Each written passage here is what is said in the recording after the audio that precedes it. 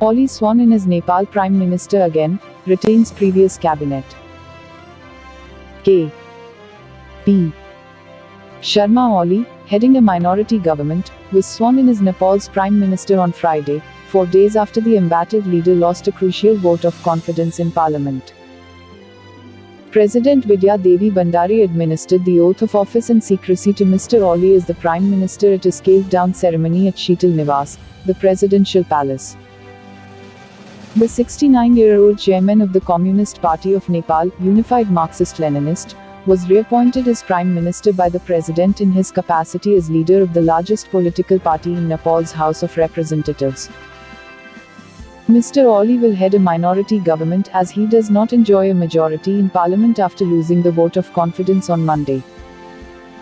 He was reappointed to the post on Thursday night as the opposition parties failed to secure majority seats in parliament to form a new government. Mr. Oli will now have to take a vote of confidence at the House within 30 days, failing which, an attempt to form a government under Article 76(5) of the Constitution would be initiated by the President. The ministers of Mr. Oli's cabinet were also sworn in during the ceremony. During the oath-taking ceremony, Prime Minister Oli and Deputy Prime Minister Ishwar Pokharel did not mention the word God, though President Bhandari had mentioned it. "I will take oath in the name of the country and the people," Oli said, while President Bhandari had mentioned God, country and the people. All the ministers and ministers of state from the old cabinet have been included in the new cabinet. Pradeep Gyawali has been reappointed as Foreign Minister while Ram Bahadur Thapa and Vishnu Paudyal were appointed as Ministers for Home and Finance. The oath-taking ceremony was kept brief, keeping in mind the raging COVID-19 pandemic in the country. Vice President Nanda Bahadur Pan and Supreme Court Chief Justice Cholendra Shamshar Rana were among the distinguished personalities who attended the ceremony. There are 22 ministers and 3 ministers of state in the new cabinet. Mr. Oli previously served as Prime Minister from October 11, 2015 to August 3, 2016 and again from February 15, 2018 to May 13, 2021.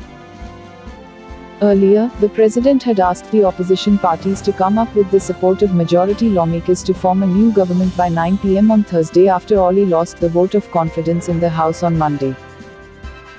Until Thursday, Nepali Congress President Sher Bahadur Deuba, who got backing from CPN Maoist Centre Chairman Pushpa Kamal Dahal, Prachanda, was hopeful to get sufficient votes in the House to stake his claim as the next Prime Minister.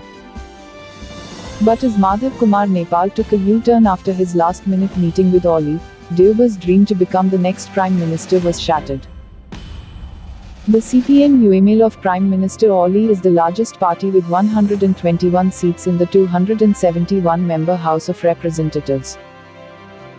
At present 136 votes are needed to form a majority government.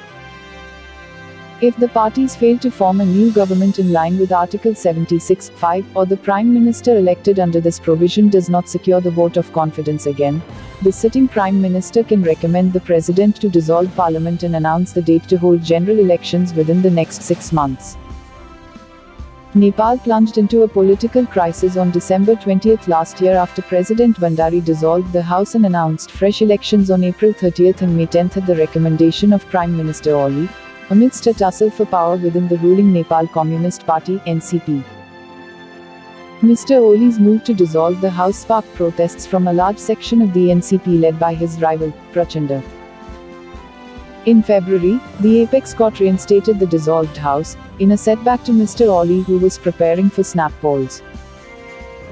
As parliamentary politics is rife with number games, Nepal grapples with shortages of medical supplies, mismanagement of the situation by the state, spiking infections and fatalities amid the raging second wave of the pandemic. The country is currently witnessing more than 9,000 new COVID-19 cases daily. Nepal's more than 40 districts, including 3 districts of Kathmandu Valley, are under prohibitory orders for the past 2 weeks as the second wave of infection has hit the country.